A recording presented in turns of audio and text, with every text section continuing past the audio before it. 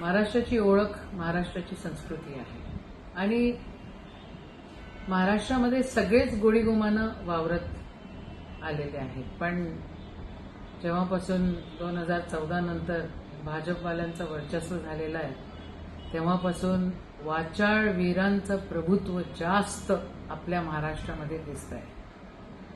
आज ज्या प्रकारे स्वतःला भाऊ म्हणून घेणारे भाजपमधले काही नेते ज्या प्रकारे आई बहिणींवर बोलतायत, इतक्या खालच्या स्तरावर जाऊन बोलतायत, म्हणजे अक्षरशः यांच्या तोंडातून गटारी वाहतायत असं म्हणायला काहीच हरकत नाही. आणि वरिष्ठ नेते जे भाजपचे आहेत ते या सगळ्या गोष्टींसाठी खतपाणी घालतायत. दुसरीकडे आम्ही संस्कृती सांभाळतो, आम्ही धर्म सांभाळतो असे म्हणणारे हे भाजपचे नेते या सगळ्या गोष्टींना जर खतपाणी देत असतील तर महाराष्ट्र हे सहन नाही करणार. आज जयंत पाटील साहेब हे केवळ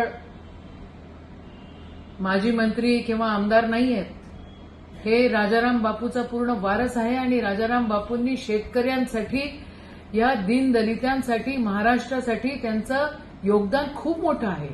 अहो, कोणत्या पातळीवर बोलताय, काय चाललंय या महाराष्ट्रामध्ये आणि यांना तंबी कशी देत नाही? देवेंद्र फडणवीस साहेब, तुम्ही कशा प्रकारे संस्कृतीचं जतन करतायत हे तर अख्खा महाराष्ट्र बघतोय. कोणाच्या आई बहिणींना आम्ही बोलणार नाही, पण अहो जरा झाकून बघा, खुद के गिरिबान में झाक के देखिए हो क्या रहा है.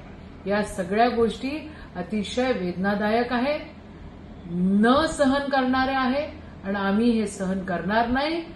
जे काही जयंत पाटील साहेबांच्या परिवाराबद्दल बोलण्यात आलं त्या सगळ्या गोष्टीचा आम्ही निषेध करतोय आणि महाराष्ट्र अशी भानगड अजिबात सहन करू शकत नाही, एवढं लक्षात ठेवा.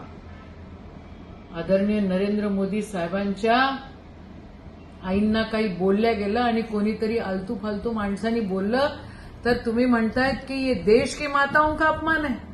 अहो, राजाराम बापूंच्या पत्नी जयंत पाटील साहेबांच्या आई म्हणजे आमच्याही आई आहे आणि महाराष्ट्राच्या आई आहे, या देशाच्या आई आहे. आई बहिणींचा अपमान आम्ही सहन करणार नाही.